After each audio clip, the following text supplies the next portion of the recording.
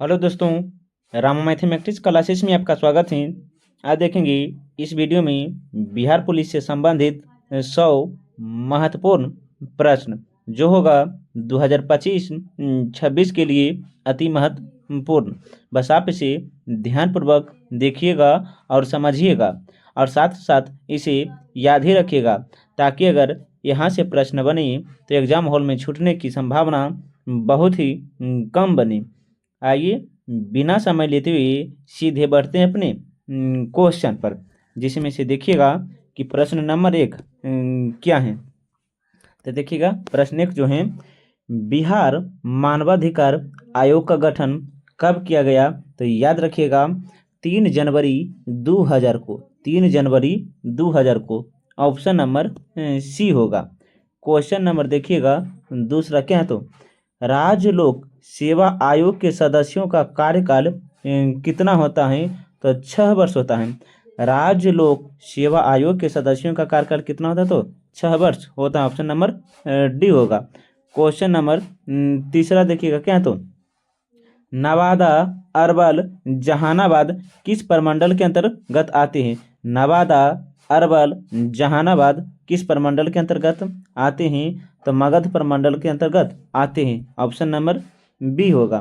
Question number देखिएगा चौथा क्या। तो किस राज्य का उच्चतम विधि अधिकारी कौन होता है।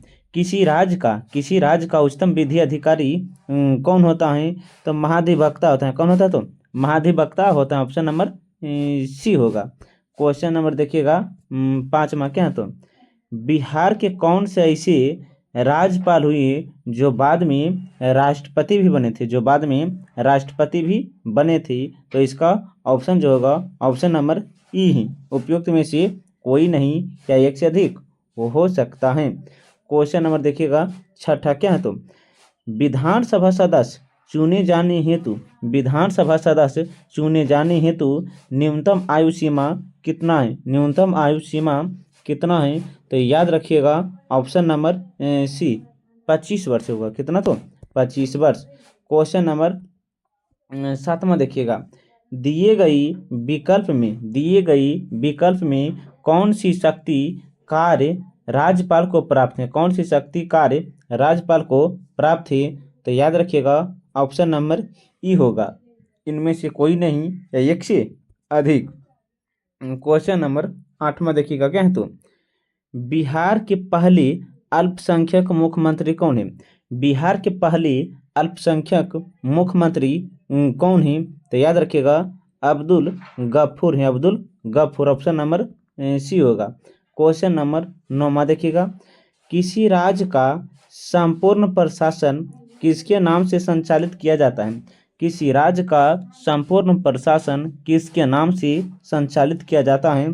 तो राज्यपाल के नाम से। किसके। तो राज्यपाल के नाम से संचालित किए जाते हैं। क्वेश्चन नंबर देखिएगा कितना है। तो 10, राज्य द्वारा वार्षिक वित्तीय ब्यूरो प्रस्तुत करने की बात भारतीय संविधान के किस अनुच्छेद में कहा गया।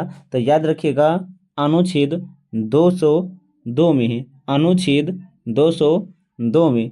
तो ऑप्शन नंबर इसका जो होगा ऑप्शन नंबर ए है। आप इसे ध्यान से याद रखिएगा। क्वेश्चन नंबर देखिएगा 11 क्या है। तो 73वां संविधान संशोधन को कब संपूर्ण देश में लागू किया गया।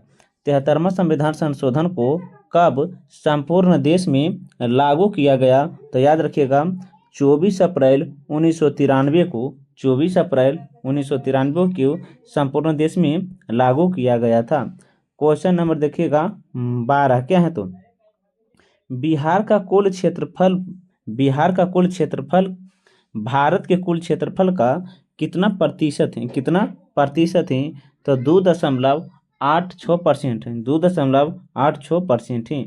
क्वेश्चन नंबर 13 देखिएगा, दिए गई विकल्प में कौन सा जिला नेपाल तथा उत्तर प्रदेश के साथ सीमा साझा करता है।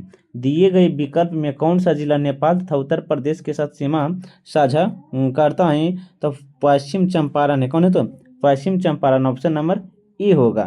क्वेश्चन नंबर 14 देखिएगा क्या। तो ग्रीष्म ऋतु में सामान्यतः किस जिले का तापमान सर्वाधिक रहता है? ग्रीष्म ऋतु में सामान्यतः किस जिले का तापमान सर्वाधिक रहता है? तो गया जिले का ऑप्शन नंबर ए होगा। क्वेश्चन नंबर 15 देखिएगा, रेत एवं कंकड़ युक्त बलथर मिट्टी किस क्षेत्र में सर्वाधिक पाई जाती है? रेत एवं कंकड़ युक्त क्या है बलथर मिट्टी किस क्षेत्र में सर्वाधिक पाई जाती हैं?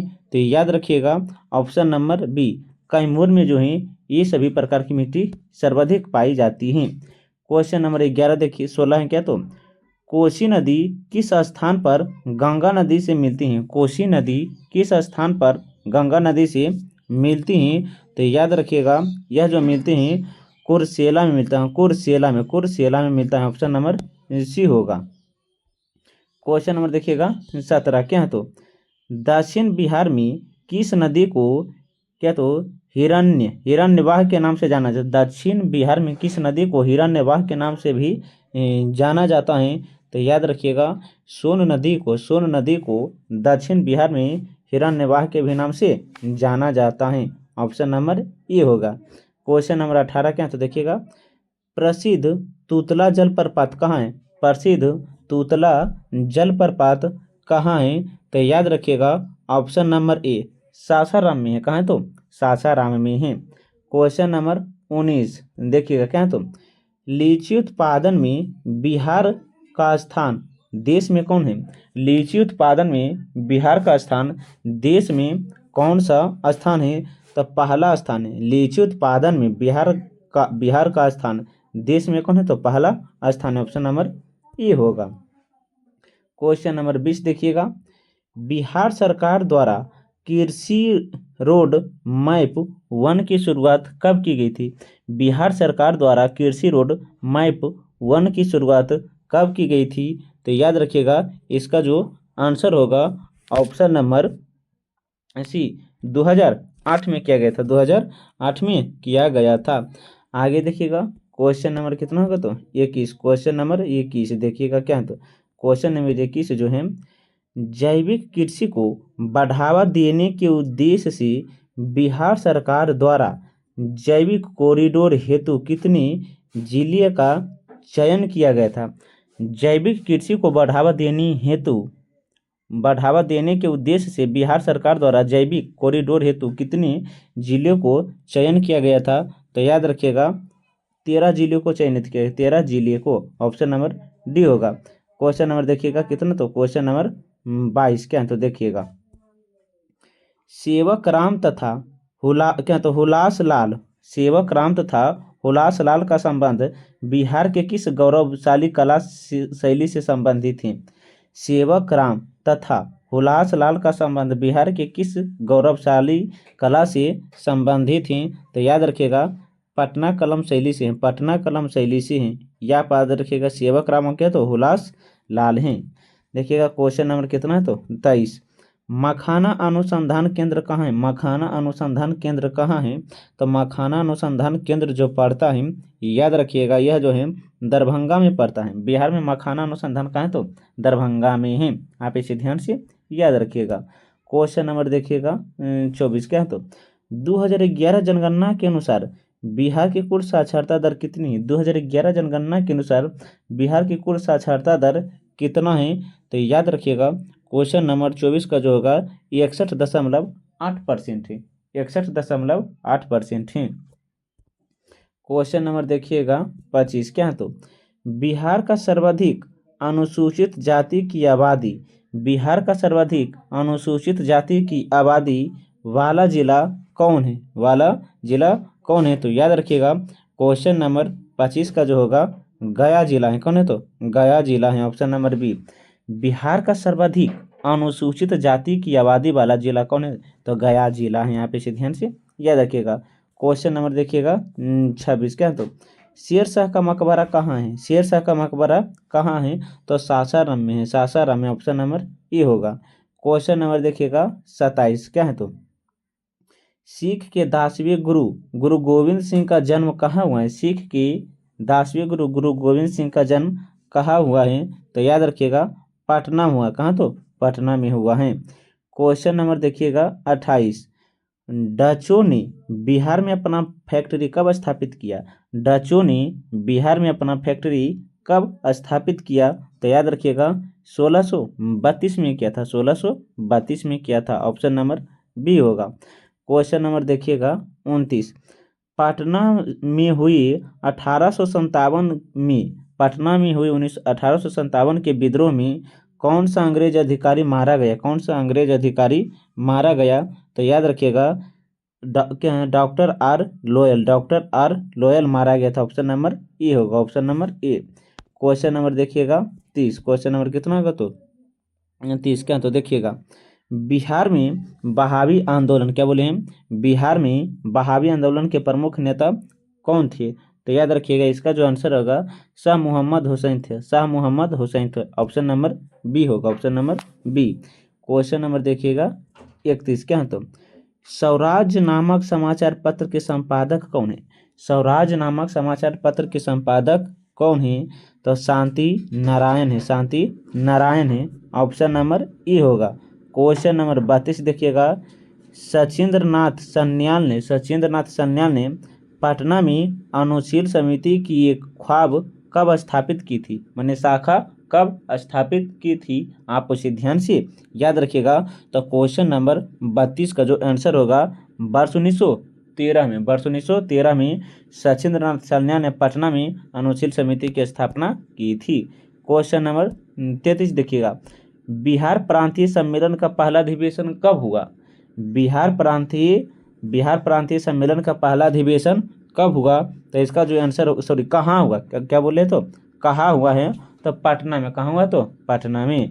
क्वेश्चन नंबर देखिएगा 34 क्या? तो बिहार में अंबारी सत्याग्रह 1939 में बिहार में अंबारी सत्याग्रह 1939 का जो नेतृत्व किसने किया था? 1940 का नेतृत्व किसने किया था? तो याद रखिएगा राहुल साकृत्यायन ने किया था, राहुल साकृत्यायन ने किया था। ऑप्शन नंबर बी होगा।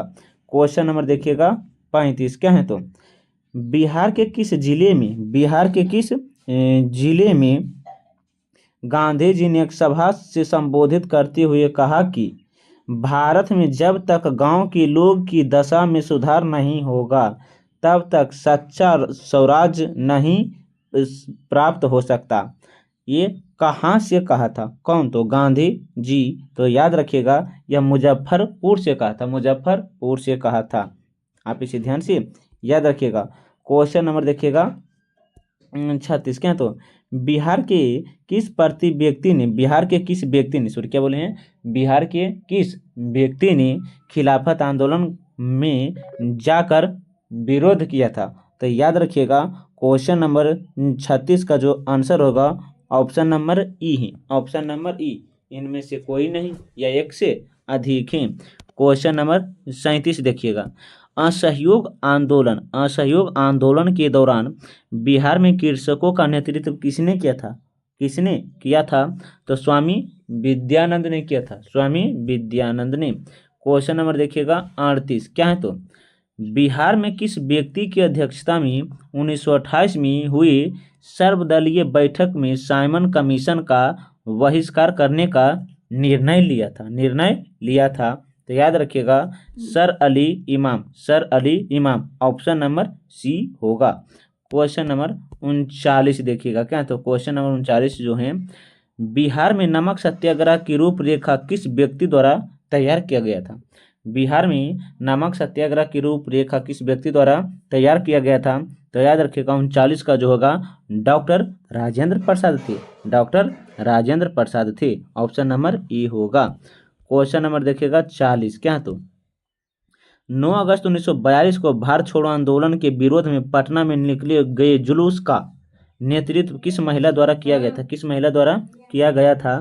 तो याद रखिएगा इसका जो आंसर होगा ऑप्शन नंबर ए भगवती देवी के नेतृत्व में किया गया था। देखिएगा क्वेश्चन नंबर 41 क्या है? तो बिहार में चौकीदारी कर ना लेने का अधिनियम कब किया गया था? बिहार में चौकीदारी कर ना देने का अभिनय कब शुरू किया गया था? तो याद रखिएगा 1930 में। ऑप्शन नंबर डी होगा, option number D. Question number 42 देखिएगा, इस तरफ कटा है, आप इसे नंबर से समझ लीजिएगा। क्वेश्चन नंबर 42 क्या है तो देखिएगा, बिहार में 1937 में गठित प्रथम भारतीय मंत्रिमंडल का नेतृत्व किसने किया था?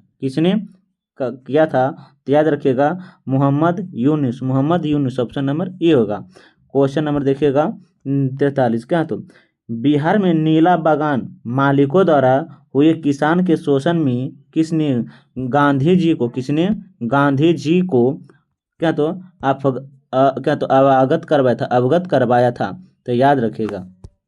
इसे हम दोबारा पढ़ देते हैं। क्वेश्चन नंबर 43 है, बिहार में नील बागान मालिकों द्वारा हुए किसान के शोषण से किसने गांधी जी को अवगत करवाया था? तो याद रखिएगा क्वेश्चन नंबर 43 जो है, ये जो सभी अवगत करवाया था राजकुमार शुक्ल थे, option number C. Question number 44 देखिएगा, कर्नाट वंश का संस्थापक कौन है? कर्नाट वंश का संस्थापक कौन है? तो याद रखिएगा 44 का जो होगा ऑप्शन नान्यदेव है। कर्नाट वंश का संस्थापक कौन है? तो नान्यदेव है। क्वेश्चन नंबर 45 देखिएगा क्या है तो, मगध महाजनपद में बिहार के कौन सा जिला सम्मिलित नहीं है? मगध महाजनपद में बिहार का कौन सा जिला सम्मिलित नहीं है? तो याद रखिएगा 45 का जगह पटना और गया सम्मिलित है। पटना और गया सम्मिलित है, बाकी सम्मिलित नहीं है। देखिएगा क्या बोलिए, मगध महाजनपद में बिहार का कौन सा जिला सम्मिलित है? तो पटना गया सम्मिलित है। क्वेश्चन नंबर 46 देखिएगा, किसके द्वारा विश्व का पहला गणतंत्र वैशाली में स्थापित किया गया था? तो लिच्छवी के द्वारा ऑप्शन नंबर बी होगा। बिहार के किस जिले से आरंभिक पुरापाषाण कालीन औजार प्राप्त हुए हैं? बिहार के किस जिले से आरंभिक पुरापाषाण कालीन औजार प्राप्त हुए हैं? तो याद रखिएगा इसका जो आंसर होगा मुंगेर होगा। क्या तो मुंगेर से मिला है, मुंगेर और नालंदा से मिला था, लेकिन बिहार के किस जिले से आरंभिक पुरापाषाण काल बोले हैं तो मुंगेर से मिला। कहाँ तो मुंगेर से मिला है, ऑप्शन नंबर बी होगा। क्वेश्चन नंबर देखिएगा 48, बिंबिसार की हत्या करके उसका पुत्र अजातशत्रु कब बैठा था? बिंबिसार की हत्या उसके पुत्र ने कब किया था? कब किया था? तो याद रखिएगा यह जो किया था 493 ईसा पूर्व उन्होंने किया था, ऑप्शन नंबर ए। क्वेश्चन नंबर देखिएगा क्या था 49, किस राजा ने पाटलिपुत्र को सर्वप्रथम मगध की राजधानी बनाया? किस राजा ने पाटलिपुत्र को सर्वप्रथम मगध की राजधानी बनाया? तो उदयन थे। कौन थे? तो उदयन थे, ऑप्शन नंबर ए। क्वेश्चन नंबर 50 देखिएगा जो इस वीडियो का लास्ट प्रश्न है, निम्न में से किस ग्रंथ की रचना अश्वघोष द्वारा नहीं किया गया था? किस ग्रंथ की रचना जो है अश्वघोष ने नहीं किया था? तो याद रखिएगा चरक संहिता। क्या तो चरक संहिता का नहीं किया था, बाकी वधचरित, सूर्यानंदन, सूत्रालंकार का किया था। ऑप्शन नंबर डी इसका जो आंसर होगा, यहाँ पूछे हैं नहीं किया है तो चरक संहिता का नहीं किया था। आप इसे ध्यान से याद रखिएगा। इस वीडियो हम जितनी भी प्रश्न करवाए हैं वे सभी बिहार पुलिस के लिए अति महत्वपूर्ण साबित हो सकता है। बस आप इसे एक बार पुनः दोबारा देख लीजिएगा ताकि इससे जितने भी महत्वपूर्ण सवाल बने आपको एक ही वीडियो में याद हो जाए। अगर वीडियो और कंटेंट अच्छा लगता है तो वीडियो को लाइक, सब्सक्राइब, कमेंट और साथ साथ अपने दोस्तों को साथ भी शेयर कीजिएगा ताकि इस वीडियो से दूसरों को भी लाभ हो सके। हम मिलते हैं नए वीडियो के साथ, तब तक के लिए जय हिंद, जय भारत।